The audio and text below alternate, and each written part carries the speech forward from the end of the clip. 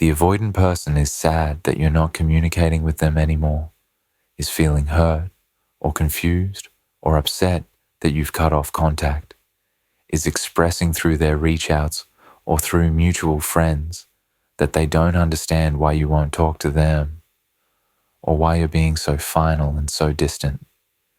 And the response to their sadness is that you're completely done with the bullshit, done with the games, done with the hot and cold patterns, done with the emotional unavailability masked as independence, done with being made to feel like your needs are too much while their inconsistency is something you should infinitely tolerate, done with the cycle of them withdrawing and then being hurt when you stop pursuing, done with having your boundaries disrespected and your feelings minimized and your patience taken for granted.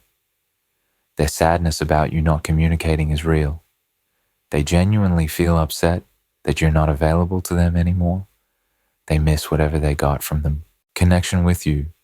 They're uncomfortable with the finality of your silence, but their sadness doesn't obligate you to resume communication, doesn't erase the patterns that led to your decision to cut contact, doesn't create responsibility for you to manage their feelings when they consistently fail to manage or consider yours.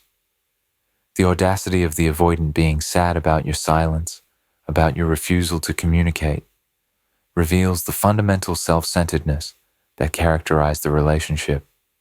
They want access to you on their terms without having to provide consistency or emotional availability or respect for your needs.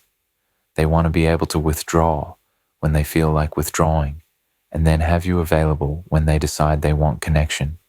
They want the benefits of your presence and your care without the responsibility of reciprocating or of treating you with basic consideration. Your refusal to communicate is not you being cruel or punishing them unfairly. It's you establishing boundary that protects you from continued exposure to patterns that hurt you. It's you recognizing that communication with someone who cannot be consistent or emotionally available only creates more pain and more confusion. It's you choosing yourself and your well-being over their comfort and their desire to maintain access to you, despite their inability to show up as reliable partner. Being done with the bullshit means recognizing that the avoidant sadness about losing access to you is consequence of their choices and their patterns, not problem you need to solve by making yourself available again, despite nothing having fundamentally changed. Why their sadness now doesn't change the reality of what they put you through.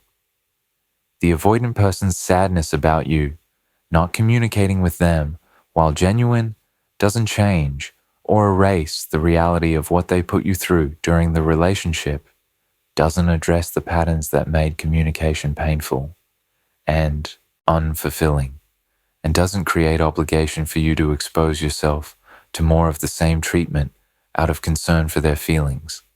Understanding why their sadness is insufficient reason to resume communication protects you from being manipulated back into dynamic that consistently hurt you. Their sadness doesn't change that they were consistently emotionally unavailable and that attempting to communicate with someone who is defended and distant is exhausting and painful. Throughout the relationship, you tried to communicate about your needs, about your feelings, about concerns regarding the relationship, and you encountered walls, defensiveness, withdrawal, minimization. The avoidant couldn't be emotionally present during communications. They couldn't handle your vulnerability without shutting down. They couldn't engage with difficult topics without creating distance.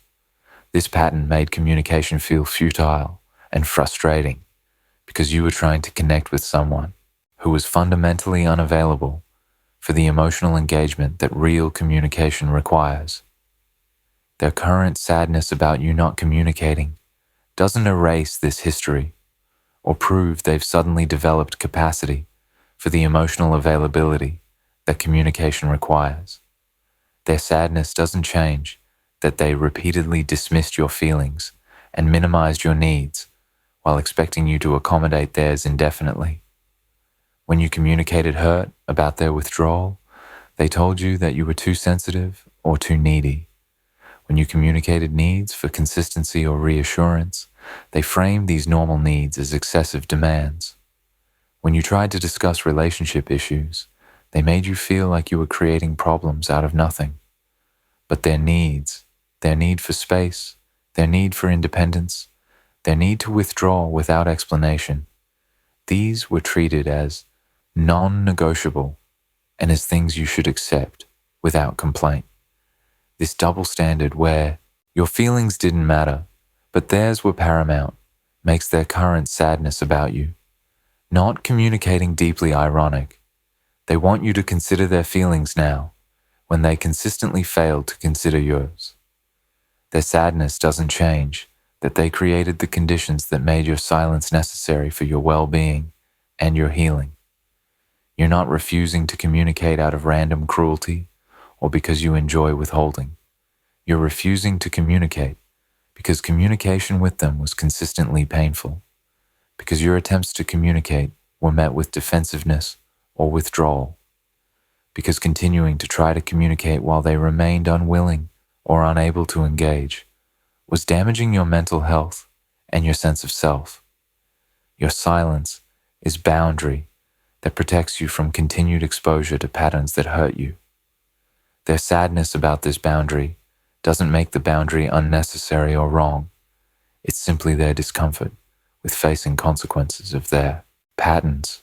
Their sadness doesn't change, that they took your communication and your availability for granted when you were offering it, treating your patience and your efforts to maintain connection as unlimited resource they could exploit without reciprocation.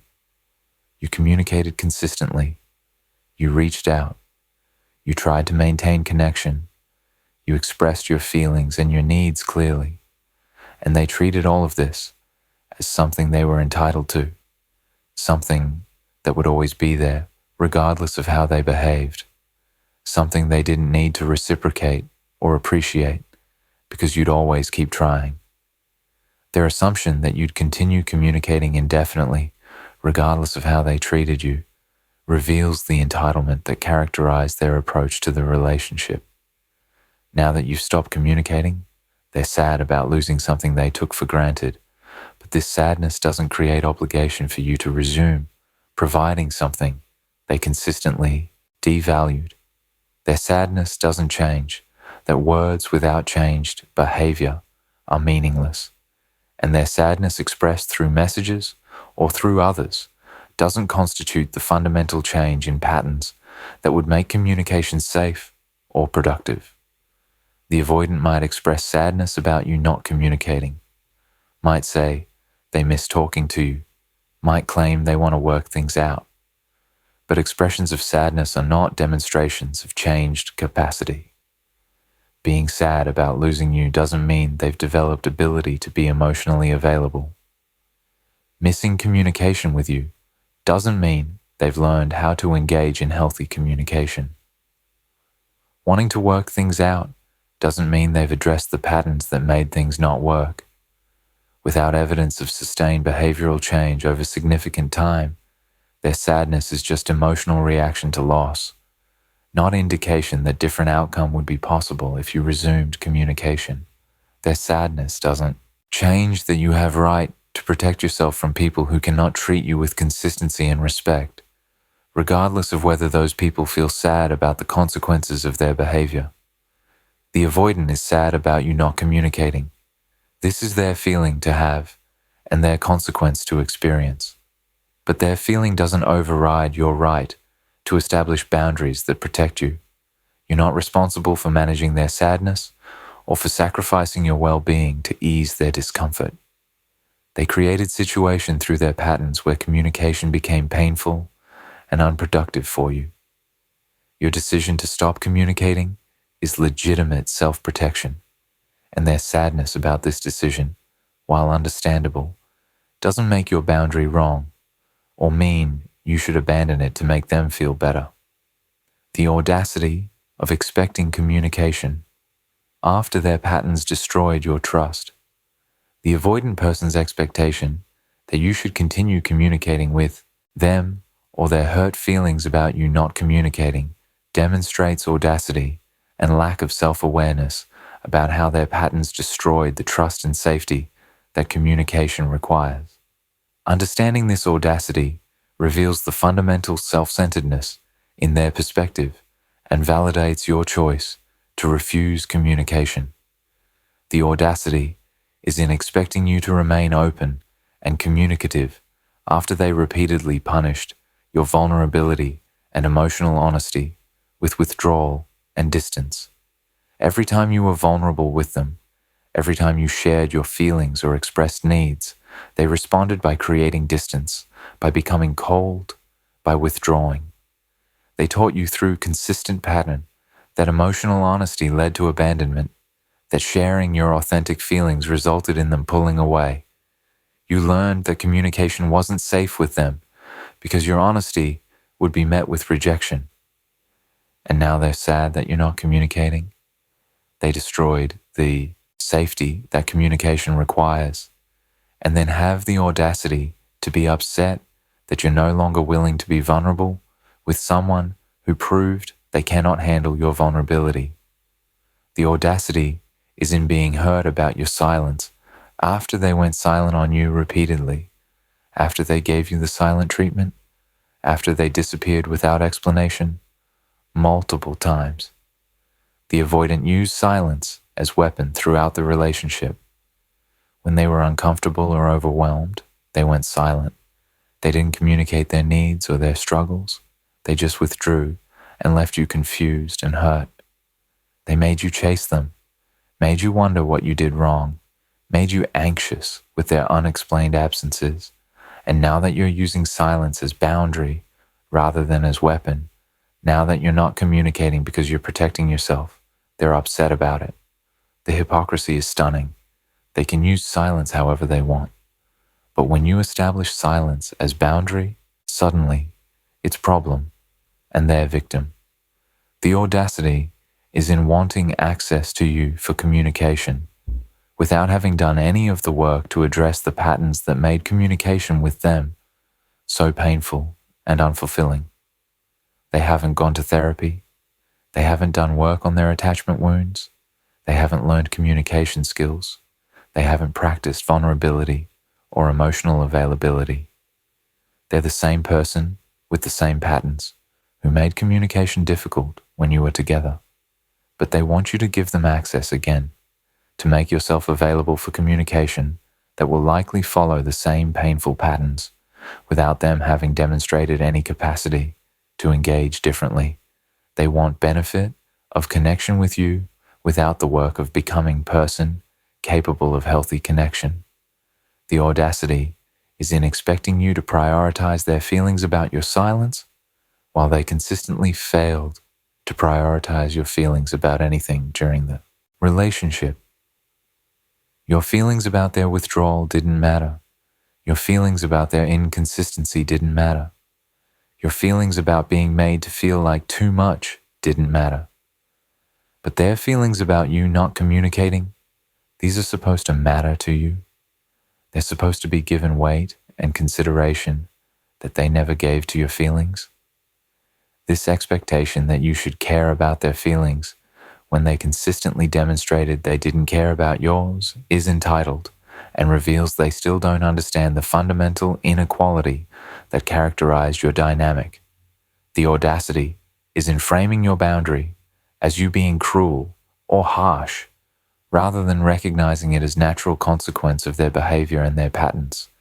You're not refusing to communicate to punish them. You're not being silent to hurt them or to play games.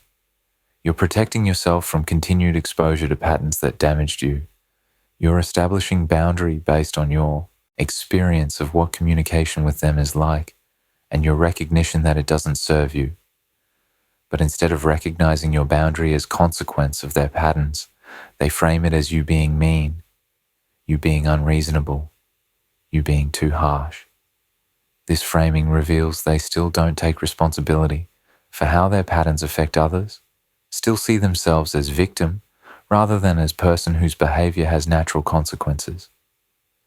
The audacity is in wanting to maintain connection or friendship or some form of access to you after demonstrating they cannot be a reliable partner, as if you owe them your presence in diminished form when they couldn't show up for full relationship. The avoidant might be sad about you not communicating because they want to stay friends, want to maintain some connection, want to keep you somewhat in their life, even though they couldn't be consistent partner. But why would you want friendship with someone who was unreliable romantic partner? Why would you give them access to you in any form when they proved they cannot be trusted with your heart, your vulnerability, your time? The expectation that you should settle for breadcrumbs of connection after they couldn't provide actual relationship reveals they still think they're entitled to whatever level of access to you they decide they want, regardless of whether that serves you. The audacity is in their sadness being centered as the problem, rather than the patterns that created necessity for your silence being recognized as the actual problem. The conversation shouldn't be about how sad the avoidant is that you're not communicating. The conversation should be about why their patterns made communication so painful that you had to stop, about why they couldn't be emotionally available, about why they took you for granted, about why they couldn't treat you with basic consistency and respect.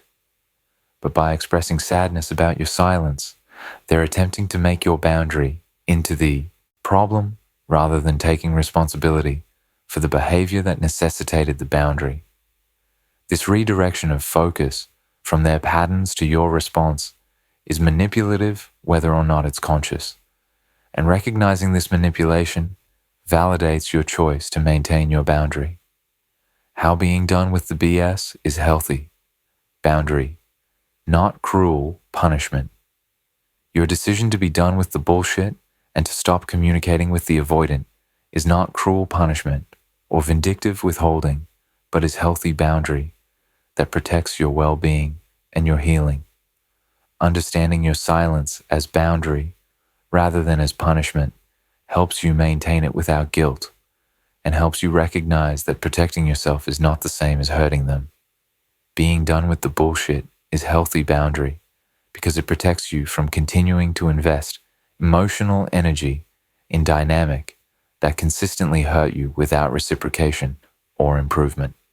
Communication with the avoidant was emotional labor, trying to explain your feelings to someone who minimized them, trying to maintain connection with someone who withdrew, trying to work through issues with someone who was defensive, trying to get needs met by someone who couldn't meet them. This labor was exhausting and was not reciprocated. Continuing to engage in this labor damages your well-being by keeping you stuck in dynamic where you're constantly trying without receiving what you need in return. Your boundary of no communication stops this exhausting, one-sided labor and allows you to redirect your energy toward yourself and toward relationships where effort is reciprocated.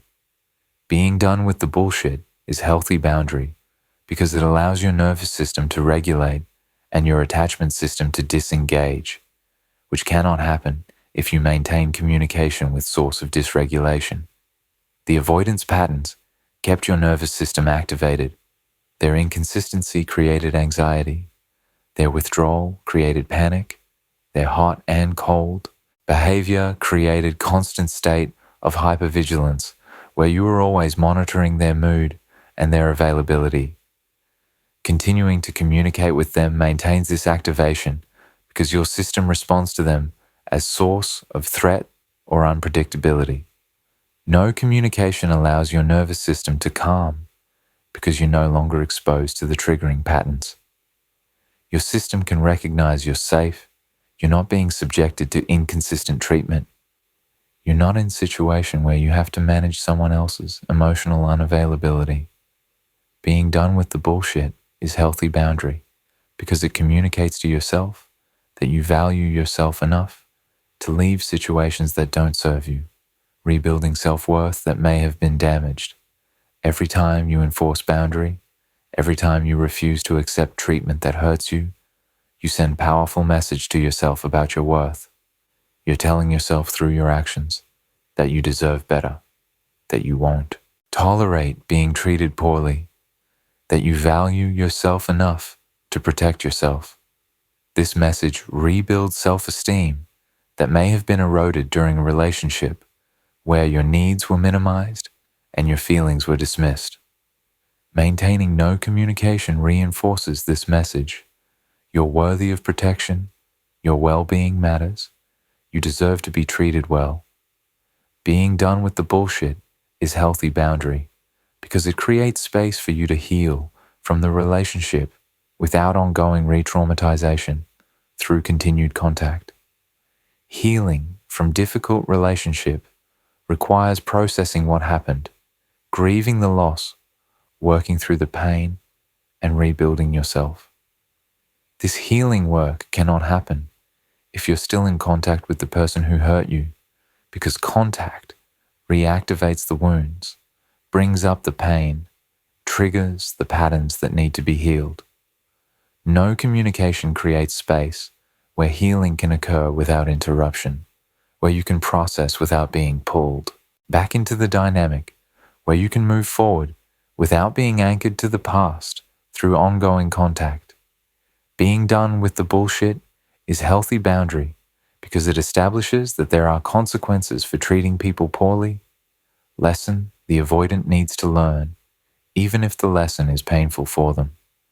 The avoidant needs to understand that their patterns have real costs, that treating people inconsistently and taking them for granted results in losing those people, that they cannot behave however they want without facing consequences. Your boundary teaches this lesson in ways that words never could. If you maintain communication despite their patterns, you'd be teaching them that their behavior is acceptable or at least tolerable. By refusing communication, you're teaching them that it's not acceptable, that treating you that way costs them access to you. This lesson is valuable for their potential growth, even though it's uncomfortable for them to learn it. Being done with the bullshit is healthy boundary because it prevents false hope and prevents cycle of trying again without genuine change having occurred. If you maintained communication, it would likely lead to hope that relationship could be restored, to discussions about trying again, to you giving another chance before real change has happened. This cycle of breaking up and getting back together without addressing underlying patterns is destructive and prevents both people from moving forward. No communication prevents this cycle by making clear the relationship is over, preventing discussions about reconciliation, eliminating false hope that keeps both people stuck. The finality is kind in the long run, even if it feels harsh in the moment, because it allows both people to move forward rather than remaining stuck in painful limbo. Being done with the bullshit is healthy boundary because it honors your experience and your reality rather than minimizing your pain to accommodate their discomfort with consequences. Throughout the relationship, you are likely asked to minimize your feelings, to not be too sensitive, to understand their needs while yours were not understood. Maintaining your boundary despite their sadness is a way of honoring your experience, of saying that what you went through mattered, that your pain is valid, that your needs for protection and space are legitimate. You're not minimizing your experience or your needs to make them feel better about consequences of their behavior. You're holding on to your truth and making decisions based on that truth rather than on their comfort. What your refusal to communicate means for your freedom and their growth. Your refusal to communicate with the avoidant despite their sadness has specific meanings and implications, both for your own freedom and healing, and potentially for their growth, though their growth is secondary concern to your well-being. Understanding what your boundary means for both of you validates your choice and helps you maintain it without guilt. Your refusal to communicate means you're free from the emotional roller coaster of their inconsistent availability and from the anxiety of never knowing which version of them you'll encounter. During the relationship, you lived with constant uncertainty. Will they be warm or cold, available or withdrawn, engaged or distant? This uncertainty created anxiety that affected your daily life, your mental health, your sense of stability. Your refusal to communicate eliminates this anxiety because you're no longer exposed to their unpredictability. You know what to expect now. Nothing. There's no contact, no waiting for responses, no wondering if they'll reach out or withdraw. This predictable absence is more peaceful than unpredictable presence ever was. You're free from the anxiety and the hypervigilance that their patterns created. Your refusal to communicate means you're free to invest your considerable emotional capacity in yourself and in relationships where investment is reciprocated and valued. You have tremendous capacity for communication, for working through difficulties, for maintaining connection, for being patient and understanding. During the relationship with the avoidant, all this capacity was directed towards someone who couldn't reciprocate it, who took it for granted, who didn't appreciate it. Now you're free to redirect this capacity toward yourself, toward your healing, your growth, your goals, and toward relationships where your investment is matched, where your efforts are appreciated, where your capacity is valued rather than exploited. This redirection allows you to experience what reciprocal relationship feels like, what it's like to invest in someone who invests back. Your refusal to communicate means you're learning to trust yourself and your perceptions again after potentially having your reality questioned or minimized during the relationship. The avoidant might have made you doubt your feelings, made you question whether you were too sensitive or too demanding, made you wonder if your perceptions of their patterns were accurate. Your boundary is a way of trusting yourself, of saying that your perceptions were accurate, that your feelings were valid, that your assessment of the situation was correct. You're listening to yourself rather than to their minimization or their reframing. This rebuilding of self-trust is crucial for healing and for future relationships because you need to be able to trust your own perceptions and your own feelings. Your refusal to communicate means you're demonstrating to yourself that you can survive without them, that you're complete without their validation or their presence. Many people stay in communication with ex-partners because they fear they can't manage without that person, because they've become dependent on that person's presence, even if the presence was inconsistent or painful. Your boundary proves you can not only survive without them, but can thrive without them. You don't need their communication or their validation. You're complete on your own. This demonstration of your own completeness and strength is empowering and essential for moving forward with confidence rather than with fear. Your refusal to communicate potentially creates opportunity for the avoidance growth by forcing them to sit with consequences of their patterns without relief or rescue from you. As long as you were available for communication, they could get small doses of connection that eased their discomfort about losing you, could maintain some access to you that prevented full confrontation with what their patterns cost them, could avoid taking full responsibility because you were still somewhat there. Your refusal eliminates these escape routes. They have to sit with the full weight of having lost you, with the complete absence of your presence, with the reality that their patterns destroyed valuable relationship.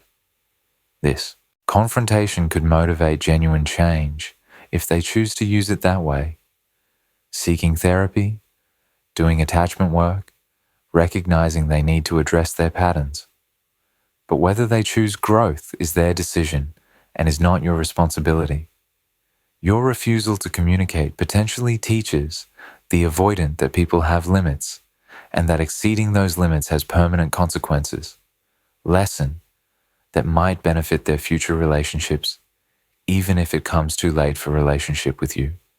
The avoidant might have gone through life assuming people will tolerate their patterns indefinitely, that they can withdraw and return at will without facing real loss, that their inconsistency is something others will accept because they're worth it. Your boundary proves this assumption is wrong People have limits. Taking people for granted has consequences. Treating someone inconsistently results in losing them. If the avoidant learns this lesson, if they recognize that their patterns cost them, someone valuable, it might make them more likely to address those patterns before destroying future relationships. Your refusal to communicate means you're prioritizing your own healing and well-being over their comfort, establishing a healthy pattern of self-prioritization that will serve you in all future relationships.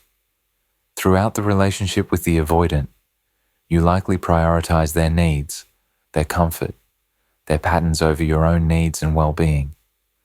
You accommodated their need for space even when it hurt you. You accepted their inconsistency even though it created anxiety. You minimized your needs to avoid making them uncomfortable. Your boundary of no communication is practice in prioritizing yourself. Your healing matters more than their sadness. Your well-being matters more than their desire for access to you. Your peace matters more than their comfort. This practice of self-prioritization is crucial for future relationship health because you need to be able to protect yourself and advocate for your needs rather than consistently sacrificing yourself for others. Your refusal to communicate ultimately means you're done with the bullshit in most important sense. You're done accepting insufficient love, done tolerating patterns that hurt you, done making excuses for behavior that doesn't serve you. The avoidant sadness about you not communicating is their problem to solve, their feeling to process, their consequence to sit with. Your responsibility is to yourself, to maintaining the boundary that protects you, to continuing to move forward with your life in ways that serve your well-being and your growth. They're sad about losing access to you. This sadness is a natural consequence of having treated you in ways that made continued access unsustainable. You're done with the bullshit. And being done means not returning to dynamics that hurt you just because the person who hurt you is now sad about facing consequences. Their sadness doesn't change what they did. It doesn't erase the patterns. It doesn't create obligation for you to make yourself available again. You're done. And staying done, maintaining your refusal to communicate despite their sadness, is how you protect your healing, honor your worth, and create space for life and relationships that actually serve you rather than consistently hurt you.